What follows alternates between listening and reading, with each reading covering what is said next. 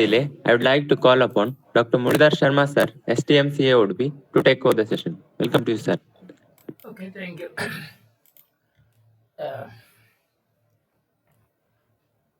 Continuing from the past session, the next part of what Sushila suggests about drinking water is to drink water. If it is bit somewhat cold, you will always feel like some more comfortable with the relatively cold water. And how far that cold has to be, and how to make it colder. That's the making techniques of making the water colder. That's Shitikarana. The techniques of Shitikarana, as mentioned by Sushadhara, Pravata Sthapanam, that's exposure to the air in the environment. Udaka Prakshepanam, adding some more water, also can help in making the water cool. Yastika Brahmanam, this swirling the water with some stirrer, as it's somewhat stirring the water. Vedanam, a fan being used. Vastra Uddharanam, filtering through a cloth. Valuka Prakshepanam, and adding sand to the water and keeping it over the sand. Shikya Avalambanam. Shikya is a earthen vessel, earthen pot. Keeping this makes it cold, and that cold water gives you more comfortable drinking feeling. Now, this is another common question, like whether it's a cold water is better or warm water is better, and how far it has to be cold and how far it has to be warm, and so on. There is a common practice of drinking chilled water, whether it is good for health or not. Now, from that point of view, what we know about from the physiology point of view is that the tissues of the body have a tolerance limit to sudden temperature changes, particularly with the oral mucosa. The oral mucosa would be having a normal membrane potential in the external environmental conditions, right? Body temperature as well as the external environmental temperature would be the decisive factor, and the tissue would be adapting to that kind of a temperature.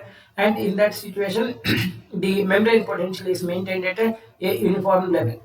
Now, if there is a change in the temperature up to about 2.5 degrees centigrade temperature changes, if it is somewhat sudden, the changes, there will not be any significant changes in the membrane potential. But if the temperature changes rise from 2 to 4, then there will be a sudden increase in the membrane potential. The tissues become hyperactive if the temperature is raised. If the temperature is lower, the tissue activity, the membrane potential gets reduced.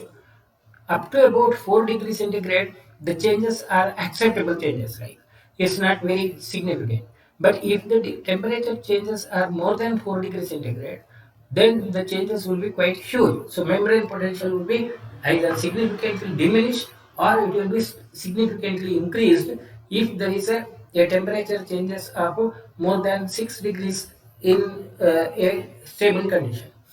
Now, when you drink water, either cold or hot, if the difference in the temperature of that water which you can drink is more than 6 degrees centigrade compared to the external environmental temperature, that would produce an impact on the membrane potential of the oral mucosal cell. And the oral mucosal cell is one of the most defending structure against any invasion by the organisms. So it protects the body from getting invaded by the microorganism, because oral cavity is more exposed to the bacteria. If this temperature changes produce a significant change in the membrane potential, you will be opening the gateway. So the chances of getting the organisms entering into the body or getting infections and the complications will be more if there is a temperature changes of more than 6 degrees centigrade. But optimum is better is 4 degrees. We will consider as a 4 degrees. So whether you prefer cold or hot water, it should not be more than having a gradient of more than 4 degrees centigrade compared to the atmosphere. So if you prefer warm water, it should be of warm as per the temperature of the environment where you drink, to which the tissue is adapted.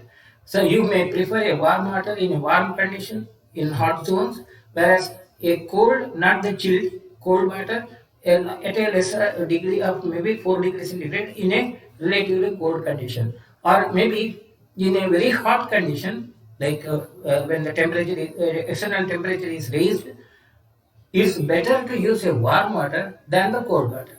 In cold season, it's better to use the cold water than the warm water. Now, this is against what we generally perceive. A common sense, just general common sense would be you prefer a cold water in hot environment.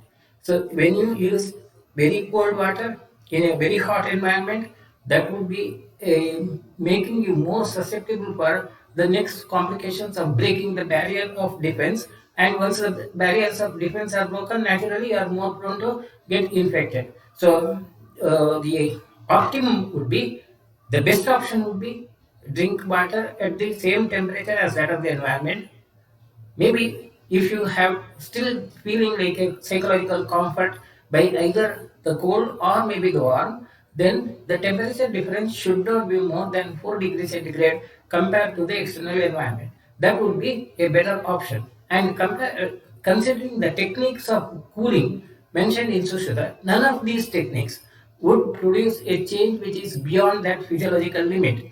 But when you use chilled water, which is the most fashionable thing now. The fashionable is chilled mineral water or chilled these cold drinks, which is a common trend. And particularly when you stress more, when you strain more, like in the sports field, after running a race, you prefer to have that ice cold water. That itself would be inviting more complications. It will break your barriers as such. So a healthy drinking of water should be of a limit where the temperature changes are not more than 4 degrees centigrade plus or minus. That's depending upon your personal choice. That's the about Shitikara.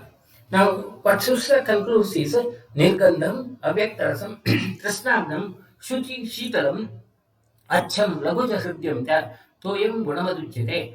A optimum water, a preferable should be, the water should be clean, should not have any smell, should not have a taste, and it should be capable of suppressing the thirst feeling, clean, and of course, Sushruta prefers a relatively cold. Cold in the sense where, as I have discussed, that within the limit of that 4 degrees centigrade, Acham Laguja Hridyam cha, it should be perfectly clean, and Hridya should give a pleasant feeling. That kind of a water is considered to be the most preferable water.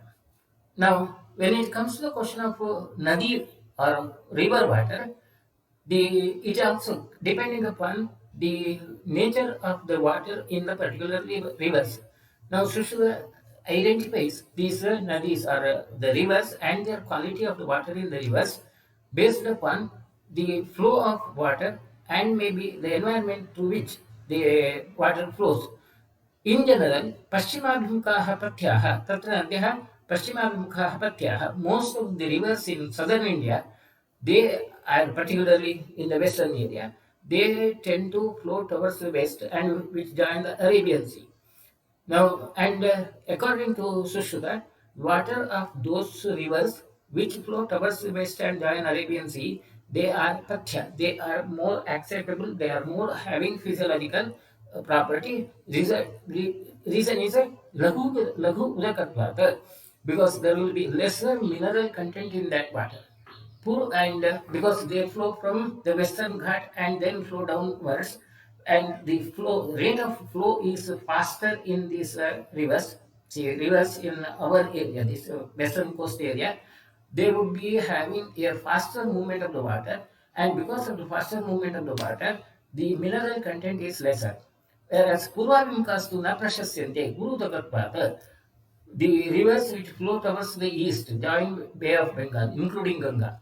The flow of river water is slower, particularly with relation to Ganga. Once it comes to the terrain area from the Himalayas, from the Himalaya to terrain, it moves faster, and there the water will be very pure. But beyond that, once it comes to the terrain and the flow is slower, the possibility of the mineral contents in the water would be increased, and hence Sushruta says they are Guru Dukatva. The water would be the Guru asset. Dakshinavimukaha Nati Dosharaha Sadharanatva. The rivers which are flowing towards the south, very few, maybe Kaveri. Now, these are comparatively better Sadharanatva. They are optimum, they do not have neither Laghu or Guru Guna. Now, the quality of waters in the river here, of course, as I told you earlier, the Indian government has even released the total what we call as a compendium of the report on water qualities and the scenario of rivers in India. It's a huge book worth reading, and the possible physiological and the physical components and contents they are discussed in this report, and they are almost on the same line like the mineral water and mineral content and the possible contamination. These are discussed in detail, so those who are interested in studying these issues about the content of the river water and the status of the river water, they can read this report on the water quality scenario. Now, the next part is waterborne diseases related to the river and the terrain of the river. Now, geographically, India was divided into different segments in the olden days, and those segments were Sasha Prabhavaha Kustam Janayanti, Vindya Prabhavaha Kustam Pandurogamta, Malaya Prabhavaha Krimin, Mahendra Prabhavaha Shripada Udarani, Himavat Prabhavaha Hridgoga, Shrayatu Shiroroga, Shripada Galagandana, Pracha Avantyaha, Aparavantyaha, Arshamsi Upajanayati, Pariyatra प्रभवाः पथ्याः बलारोग्यकरः कार्यः इति नद्यः शीघ्रवाः लभ्यः प्रोक्ताः याश्च अमलोदकाः गुर्व्यः शैवालसञ्छन्नाः कलुषाः मन्दगाश्चयाः.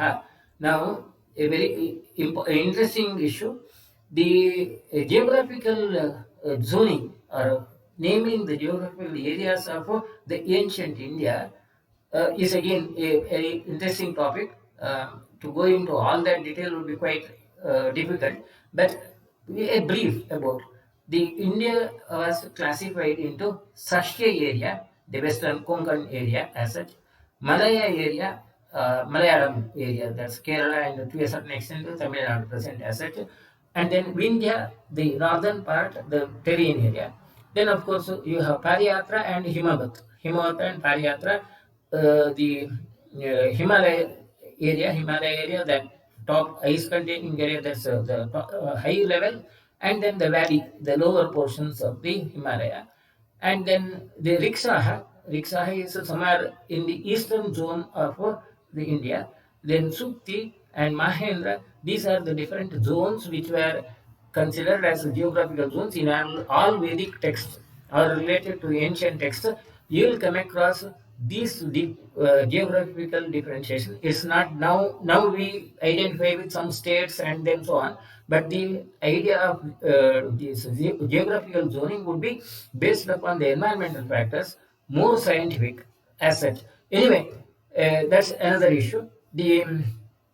According to Sushruta, Saksha Prabhavaha Kustam Janayanti, the water containing water of rivers in the Saksha area, that's our Western Ghat area, they tend to produce kushta. The chances of skin disorders would be higher. Vindhya Prabhavaha Kustam Pandurogamja.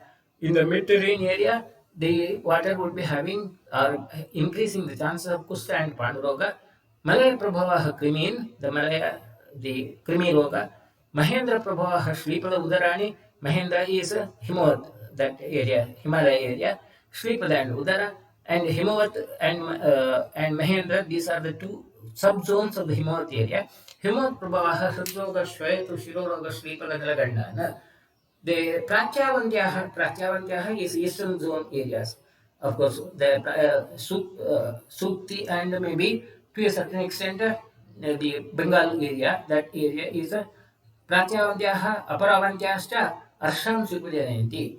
Pariyatra Prabhaha, central India, that's Bala Arogya Karyaha. The river water in the central area is considered to be healthy according to the concepts of our ancient culture. Of course, a similar issue is mentioned in Charaka as well as Vagbhata. Maybe there is a slight difference in the variety of the diseases. Maybe it could be according to the time factor. But the general rule is a water flowing faster in any river would be more healthy, and it's considered to be laghu and water would be clean. Shigravaha labhya. Whereas when the water is flowing slowly, so if you have a slope in the area, water flows faster. If it is a flat surface, water will be flowing slowly. And in a river where the water is flowing slowly, chances of contamination and chances of the plant growth would be more, and hence they are not preferred. So you prefer the water which is flowing rapidly. Now, waterborne disease liability, vulnerability. As per the present day situation, of course, one of the important factors, data in the health statistics is incidence of the waterborne diseases. We may not have the data as mentioned in issues like skin diseases or so on. We have the data of cumulative, all varieties of the waterborne diseases, which includes typhoid, maybe the skin disorders, and so on. And incidence wise, the waterborne diseases incidence wise is maximum in the northern India zone, whereas in the southern India zone comparatively lesser as per the data available. Of course, whether these would be like a specific skin disorder or whether it is gastrointestinal tract disorders or respiratory disorders produced due to the waterborne conditions, as per Sushruta's concept, whether they are really true or not, that kind of the data can be accumulated again, and the credibility of the statement can be reasserted. But one fact is true, the incidence of waterborne diseases are more common in geographical areas where the people are depending on river water more frequently than the well water. That's the basic issue. Now, प्रायेण मरुषु सचित्ताः लवणान्विताः लघ्व्यः समुद्राश्चैव पौरुषेयः बलैहिताः. The water flowing in Marubhumi, that's the desert area, somewhat desert-like area, where sand is more crystalline sand, hard sand variety, where the soluble contents are lesser, but salt is more, sand is salty. That kind of river and river water would be laghu samudhuraha and purushayaha balehitaha. They tend to enhance the physical strength as such. तत्र सर्वेषाम् एव भौमानां ग्रहणं प्रत्यूषति. तत्र हि अमरत्वं शैत्यं च अधिकं भवति. स एव च अपां परो गुणः इति. If at all you have to collect the river water, it's always better to collect the water in the early morning before the sunlight falls on that, and because it gives a amalatvam, a clarity, cleanliness, and it will be comparatively cold, and hence at that time upguna, the quality of water will be better. दिव अर्ककिरणैः दृष्टं निशायाम् इन्दुरश्मिभिः अरुक्षम् अनभीष्यन्ति तत्तुल्यं गगनाम्ना. Or the other option would be you have to collect the water at night at the end of the day, because at the end of the day the sunlight which is falling on the water throughout the day would be making the water cleaner, and hence at night it becomes aruksham. It's not ruksha, anabhishanti. The abhishanda guna or the Kafakaraka guna would be lesser if you collect the water at night, and it's equivalent to Gaganambu, because during the daytime the sunlight would be cleaning them. But if you are collecting the water during the sunlight or exposure to the sunlight, when it warms up, that warming of the upper layer of the water by the sunlight would produce a sort of a movement of water from the under surface, the cold water, and that upper surface which is hot. And this kind of a movement can produce a contamination, and hence that's not a preferred. Now, Gaganambu Tridoshadam Luhitam Yat Subhajane Balyam Rasayanam Medhyam Yat Patra Pekshi Tatatparam. Gaganambu, water collected from the sky during the rain itself would and kept in a well container, a healthy container, would be balya, rasayana, medhya as such, and the quality would be depending upon the quality of the vessel also. Now, even the rainwater now is getting polluted. So, though Sushruta's period, rainwater was considered to be clean, but now, because of the pollution in the environment, the gases present in the environment, particularly nitrogen loads in the gas as in the environment as such, the water getting polluted, rainwater also is getting polluted. And the data about that rainwater polluting throughout the globe is the issue. Of course, we are more focused on what India. India also has the maximum pollution of water, and particularly the mid zone, the area where we consider river water as a better or having a healthy content. In that zone, you have more of rainwater getting polluted. So it's a very vicious cycle, very awkward situation. So pollution of river water is comparatively more in that area, and compared to the other industrially forward developed conditions, position of India in relation to rainwater pollution is comparatively lesser, but it may not remain same for a longer duration. Then the next other variety of water, according to Sushruta, is Rakshobnam Shitalam Dhadi, Jwaradaha Vishapaham, Chandrakantadbhuvam Vari, Pittagnam Vimalam Smrutam. Now, Chandrakanta stone is again a precious stone, that's also called moonstone, or it's a potassium aluminum silicate, a chemical with a salt this content, which is now often used as a precious stone in the jewels, etc. Now that's considered as one of the water purifying and in those areas where it's available naturally, particularly in Sri Shaila, in Andhra Pradesh, this moonstone is available as a natural material. It's claimed that there is a hill of Chandrakanta Shila there in Sri Shaila, and the water flowing in that area where you have that Chandrakanta Shila as a natural material is also having Shita Guna, Hladi, Jwaradaha, Vishapaham. It can reduce the possibility of fever or burning sensation, or even it can reduce the kind of water, any toxic substance. Of course, it's often claimed that the water from well in some specific well in Sri Shaila is considered to be one of the remedies for many diseases. Of course, throughout India we have many such these historical facts, or maybe to a certain extent real facts also, where the water from some definite sources, some wells or some ponds, they are considered to be having an extra benefit on the health with some specific disease curing properties.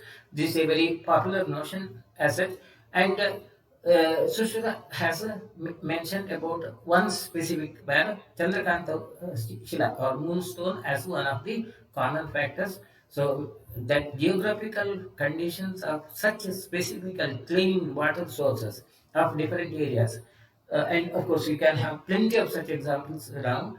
They need to be verified, re-verified. I am not saying that they are not true or so on, but they need to be re-verified and confirmed, and then we have to objectively analyze those factors. Murcha pittoshnadaheषु विषय रक्ते मदाते भ्रमक्रम परितेषु तमके वमथौ तथा ऊर्ध्वगे रक्तपित्ते च शीतम् अम्भ प्रशस्यते. In general disorders like Murcha, Ushna Guna, Adaha, or Vishad as such, or in the Brahmakrama, etc., Tamaka Shwasa also is in Raktavita, a cold water is preferred. When I say cold water, cold as mentioned in Sushruta, techniques of cooling the water as mentioned in Sushruta, where the temperature gradient would not be more than 4 degrees centigrade. It's not about chilled water.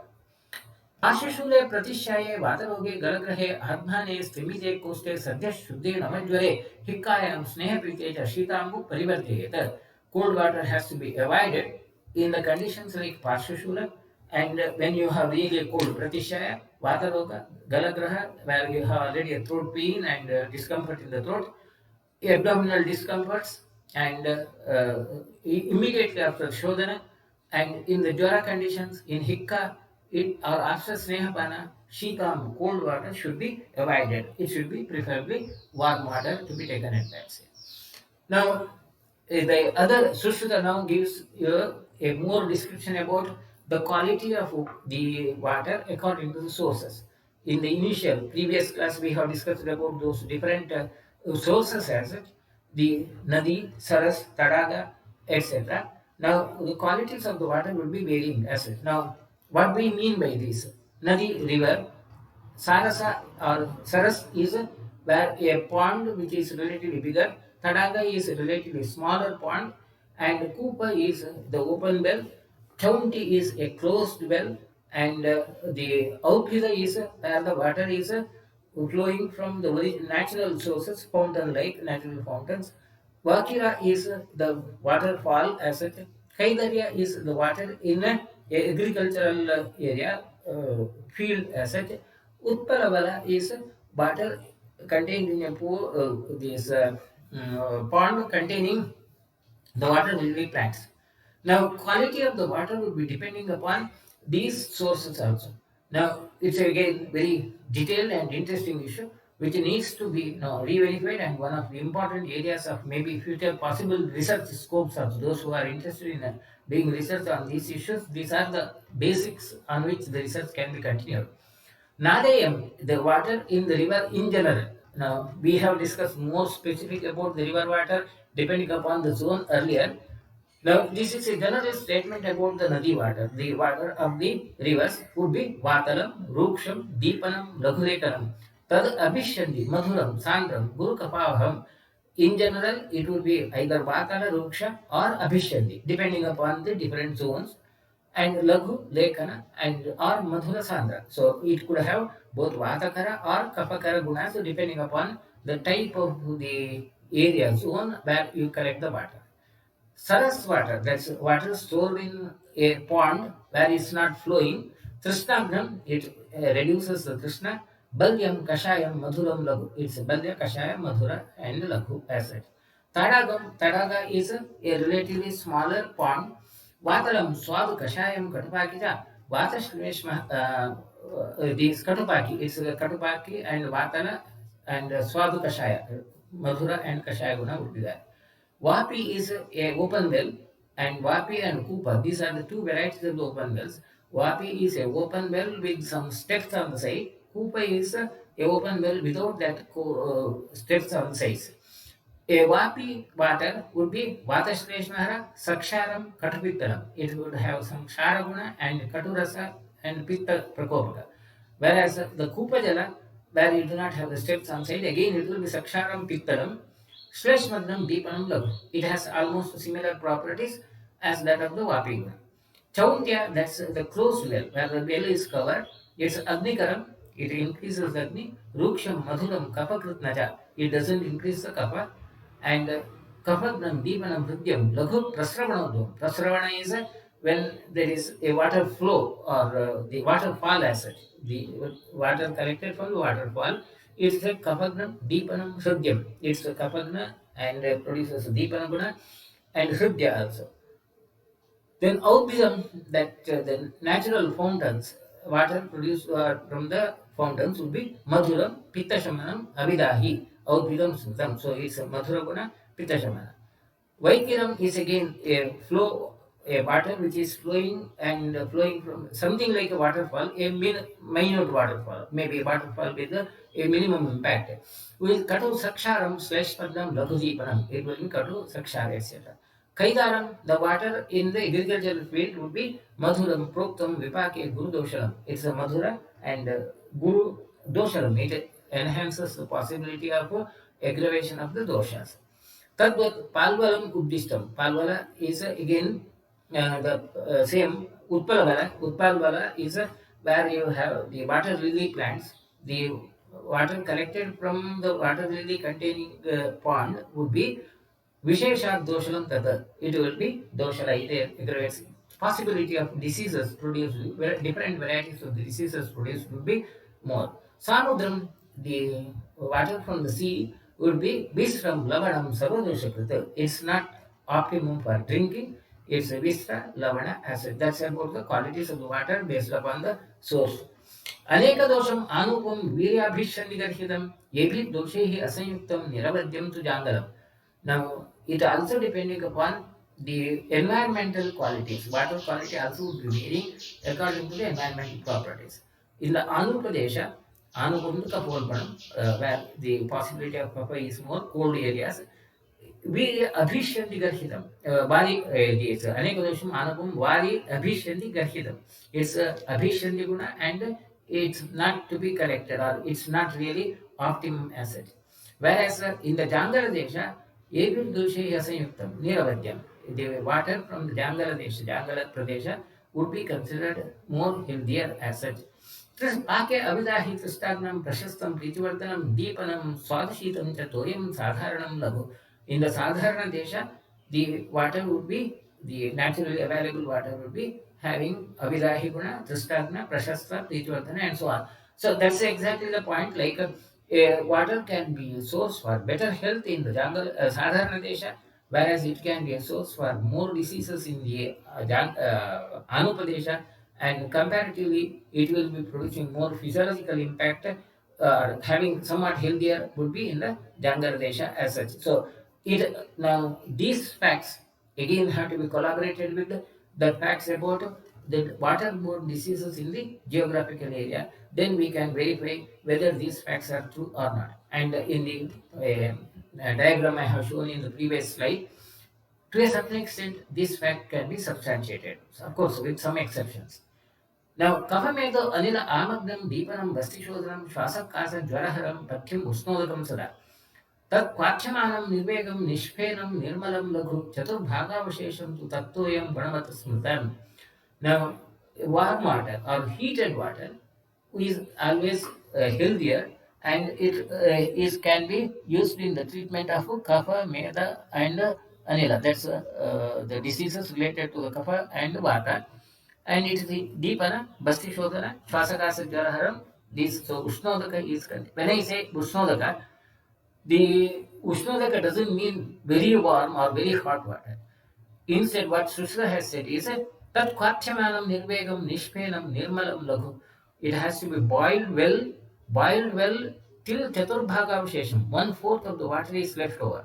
So you have to evaporate, and that boiled water has to be kept in a warm environment, and it has to be reduced to a temperature where it can be acceptable. That's again what I say as a plus 4 degree or 6 degrees from the environmental factor temperature as such.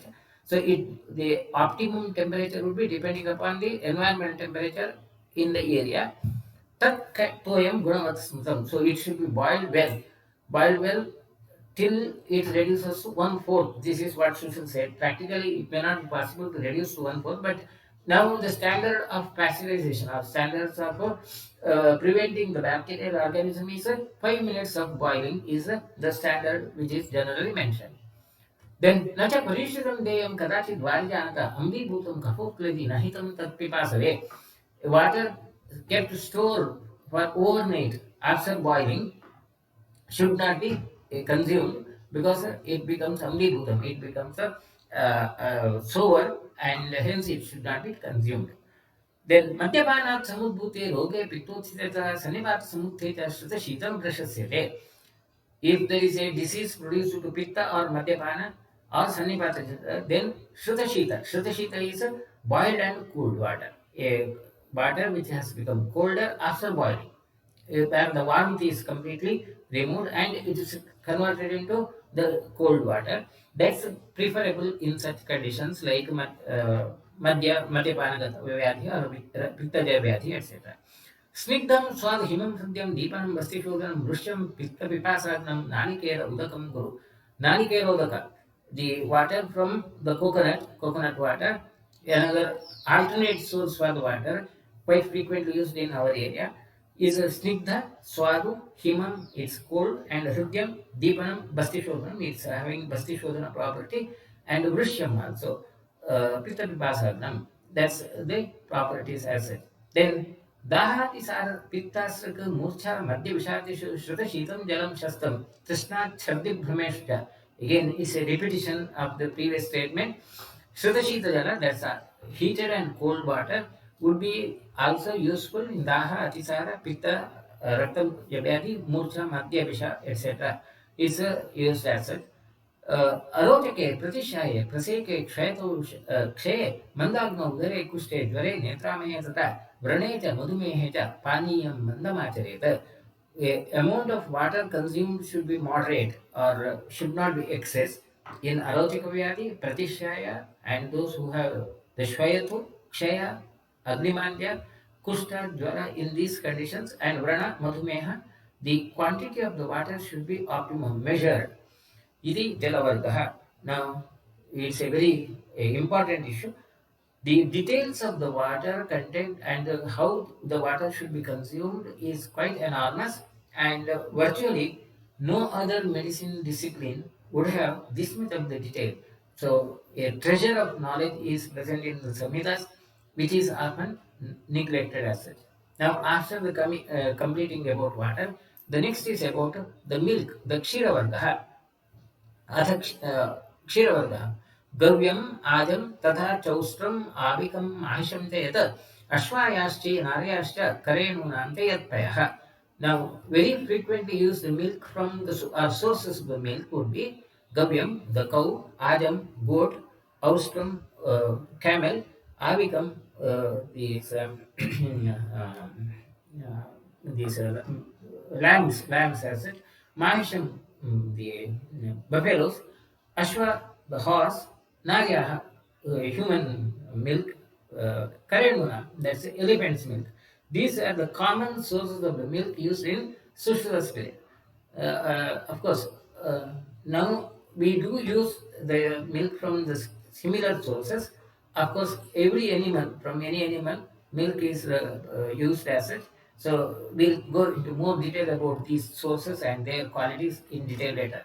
Sushruta gives you all the details of how the quality of these milk would vary and how they can be utilized for the welfare of the health. तत्तु अनेक औषधि रसप्रसादं प्राणदं गुरु मधुरं पिच्चिलं शीतं स्निग्धं श्लक्ष्णं सरं मृदु सर्वप्राणप्रदां तस्मात् साक्ष्यं क्षीरमिहोच्यते. In general, irrespective of the source, a milk is considered to be the sapyatama, the most suitable to the body. And because it contains anekaushadi, rasaprasadam, it's produced after consumption of many of the medicinal plants, particularly from the animal sources. And pranadam, it supports life. And madhuram, in general, madhura, pichila, all the varieties of the milk would be madhura rasa, pichila, and snigdha guna, and hence they are the nourishing issues. Now, there is one school of thought which says that you are not supposed to consume milk after the age of 5 or maybe after the age of 3 or so on. So, this doesn't have any scientific background. But there are many medical persons also who say that milk should not be consumed after the age of 3 or so. That's not really true. Milk can be consumed at any age and it will be always suitable and better for the health. तत्र सर्वमेव क्षीरं प्राणिनाम् अप्रतिषिद्धं जातिसात्म्यात्. That's again Sushruta stresses upon the same. Kshira, milk of any animal is not to be prevented because there is a similarity of the quality of the milk because every living being, rather every living being which is produced from the placental origin animal would always have a source of milk from its mother, and hence is considered to be a healthy source as such. Vatapitta shonita manaseshwapi vikareshu aviruddham. It's not affecting diseases of either physiological or psychological. Physiological are the Tidosha Vyadhi, and psychological conditions also, milk is not contraindicated, doesn't affect. And particularly in the diseases like Jirnajvara, Kasa, Shwasa, Shosha, Kshaya, Gurma, Unmada, Udara, Murcha, Brahma, Mada, Daha, Pipasa, हृदबस्ति दोष पांडुरोग ग्रहणी दोष अर्शशि शूल उदावर्त अतिसार प्रवाहिक योनि रोग गर्भस्राव रक्तपित्त श्रम प्लमहरम. It has a very positive impact on this huge number of diseases. Papmapaham, it reduces the sins of life. Now, milk consumed would be reducing the sins of life. Those who believe that there is something like a sin as such. Then Balyam, Rushyam, Madikaranam, Rasayanam, Medhyam, Vayasthapanam, Ayushyam, Jeevanam, Brahmanam, Sandhanam, Vamana Virechana Asthapanam, Tulyagunatvacha Vojasaha, Vardhanam. It's Vojavardhaka and it helps in maintenance of all the physiological aspects of the body, supports the body, helps in development of the body, helps in healing as such. It also facilitates the shodhana, dosha shodhana. Vamana virechana asthapana also is facilitated with the milk. And balavruddha kshataksheenanam kshat vyayama karshitanam kshat vyayama karshitanam cha patyatam. Those who are emaciated, those who are very hungry, even in old age or very young age, in all, the milk is considered to be patyatama, most suitable asset. Now, It then go into the details of the different types of the milk. Gokshira, milk of cows. Alpavishyandi gokshiram snigdham guru rasayanam rattapittaharam sheetam madhuro rasapakayoho jeevaniyam tatha vatapittagram paramam smudam. The milk is considered to be having rattapittahara guna, shita guna, madhura, rasa as well as vata, jeevani and vatapitta. Now, in the present day situation, all such food substances, rather every food substance, including all the milks or different varieties, they would be analyzed based upon their contents, not from the point of view physiological impact. Now, there is a contrast. Now, Ayurveda gives you information about the physiological impact of the food substance, whereas now the analysis would be based upon its content, like how far it contains fat, protein, or so on, whatever the contents, and well, how far this is practically useful for a common man. These are all questionable areas of controversy. We can raise many questions on these issues also, but the correct method would be to decide about a quality of milk, optimum quality of the milk.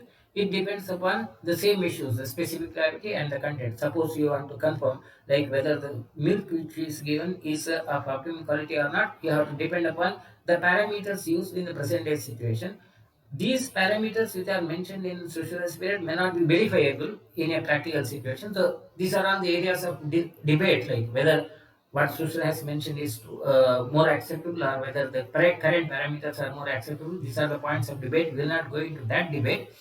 Instead, we will consider both aspects. We will take from the both aspects. So, from that point of view, the general quality or a standard of a cow's milk composition is mentioned as water contains 87.4% and the solids and ash content is 0.8, lactose containing only 4.1% as such. Whereas the aya, that goat's milk, is considered to be, compared to cow's milk, uh, the according to Sushruta, Gavyatulya Gunam to Adam, Visheshat Shoshanam Hitam. The qualities of goat's milk and cow's milk are almost similar according to Sushruta, but it's more preferable in Shoshavyadi, emaciated persons. Deepanam Laghu Sangrahi, Shwasa Kasa Asrapitanut, अजानाम् अल्पकायत्वात् कटुतिक्तनिषेवणात् नाट्यमुपानात् व्यायामात् सर्वव्याधिहरम्पयः रूक्षोष्णं लवणं किञ्चित् sorry, the sarvavyadhiharam, the goat's milk is considered to be sarvavyadhihara. It has more medicinal properties. Reason given by Sushra is because the whole body size of the goats is lesser and they tend to eat more of Katutiktarasa plants. Almost they eat every sort of the plant, much more than what the cows would do. And total water consumption, Natyamapana, the water consumption of the goats is lesser than the cows.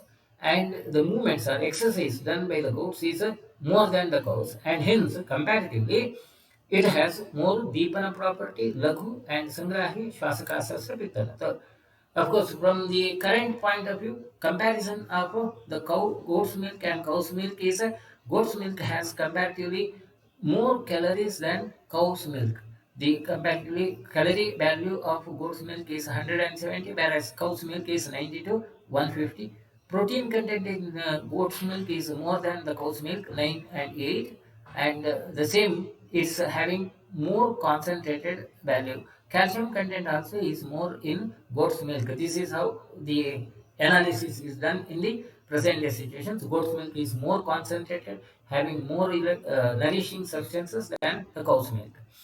Now, Austram, the camel's milk, Rukshastram Lavanam, Kinchit Austram, Swadarasam Lagu, Shoka Gulma, Udara Arshognam, Krimi Kustavishabham. Camel's milk is considered to be Ruksha Usna and Lavana, saltish as such in the taste, and Swadarasa is also sweet. And it's used for Shofa Gulma, Udara Arshas, etc. In northern India, this camel's milk is quite frequently used and it's considered to be one of the Paiwan's food, considered to be very nourishing as such. Then Avikam, that's the sheep's milk would be Avikam Madhuram Snigdham Guru Pitta Kapapaham Patyam Kevalavadeshu Kasecha Anila Sambhave. A sheep's milk is considered to be Madhura Snigdha and Pitta Kapapaha and Pitta Kapa, it enhances the Pitta and Kappa. Kevala Vatavat indicates used in Kevala Vatavya. Comparatively, the content, water content of sheep's milk is lesser, whereas the fat content is maximum. Compared to cows and goat's milk, the fat content is maximum, and the lactose containing almost on the similar lines as such.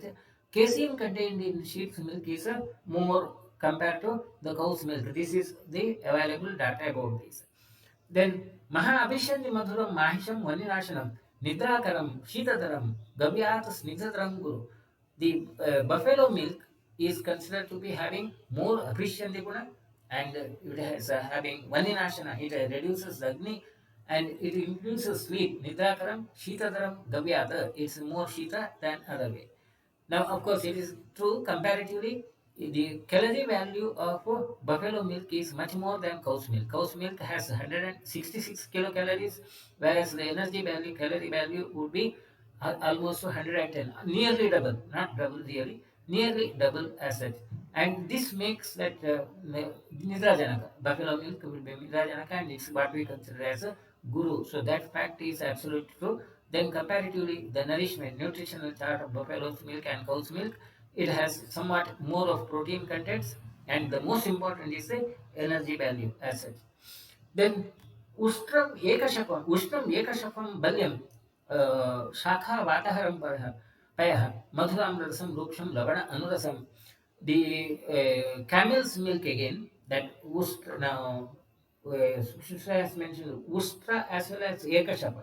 That Ekashapa is the horse milk, horse as such. And some of the camels also are considered as Ekashapa. Ekashapa is those animals who have a hoof which is not having divided or a single hoof as such. So in a horse, it's true. So Ekashapa is primarily the horse as such, and it's considered as Balya, Shakha, Vatahara, Madhuram, Rasa, Ruksha. Of course, practical use of horse's milk is comparatively less common, and it's considered to be almost equivalent to the camel's milk in terms of the physiological properties. Then the nari, the milk of the human being, the human milk content would be naryastu madhuram stanyam kashaya anurasam himam nasya ashtratanayoh pratyam jivanam labdhipanam. The breast milk is considered to be kashaya anurasa madhura, and is patya as such. It's also used for nasya and ashtratana. Comparatively, comparison of breast milk to the cow's milk. Now, when I say this comparison, there will be a lot of variations, in individual variations depending upon the food consumed, depending upon the environment, and so on. But what I have collected is data from the original sources, like sources as now with the mother's milk, the breast milk, to have say like a uniform these contents of protein or casein also is not true. Our nature has made that milk a flexible source of food. The protein content and the calorie energy value of the milk would be varying depending upon the duration, the month. The first month, the calorie value will be lesser. As the child grows, it needs more energy, and hence the milk energy source also would be more. And there is always a content changes in the fat content, protein content of the milk as the age of the child grows. So this is a very important and very mysterious issue of the nature. Nature would be producing the change in the consistency of the milk. So to give a optimum standard, fixed standard of the milk content is not really correct scientifically. Of course, now this has become a fashion with the artificial milk sources like your milk powders, etc. Now the companies are doing marketing based upon the month duration, first month, second month, and so on. So that's about the human milk, and of course, it's not only about the human milk. With every animal, when the milk is secreted by the mother, it will be for the physiological need of the particular progeny, and it will be varying as per the growth as such. And hence, to fix a standard to the milk is not really a perfectly scientific approach. But still, whatever we have now, we follow the same which is followed in general. With this, we conclude today. We'll continue in the next class about the further about the milk. If there are any questions, I'll try to answer the questions. Right. Uh, there is what is Basti Shodhana mean? Basti Shodhana means it increases the water, this urine output. So helps in maintenance of the urinary system. Maintenance of a healthy urinary system is Basti Shodhana. Then in different mm, should waste of similar temperature in different Rutu, should water of similar temperature as outside environment be considered or opposite? From my point of view, I would say that it should be according to the environment. In cold seasons, it should be preferably cold, and in warm seasons, it should be preferably warm. And that would be more healthier than changing the other way. So it's just the opposite of what the common sense would say. Common sense would say like in summer you prefer cold water and in winter you prefer warm water. But from the health point of view, this is better. Then can you share some thought on reverse osmosis filtered water? Okay, reverse osmosis technique to go about that. Yeah, I think it's a simple technique of the osmosis where you will keep a solution having this optimum concentration across a semi-permeable membrane. When the water is flown around the semi-permeable membrane, it's something like dialysis, some miniature of hemodialysis. That's in briefest of the description. Maybe more detail we can discuss maybe on some other day. Then how can we understand water sources in present days? Of course, in the present day situation, because we do not have that kind of a natural water resources sources, it becomes irrelevant, and all that what we get is tapped water.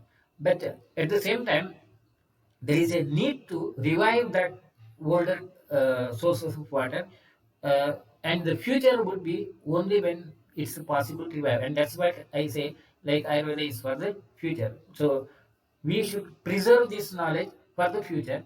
Maybe on some or other day in future it will be quite useful. It may not be practically useful in the present day situation, because you depend upon the tap water or water in the pipe as such. So I think we need to preserve this knowledge. That's the better option, answer for that. Okay, there are no other questions. We'll conclude today. Thank you.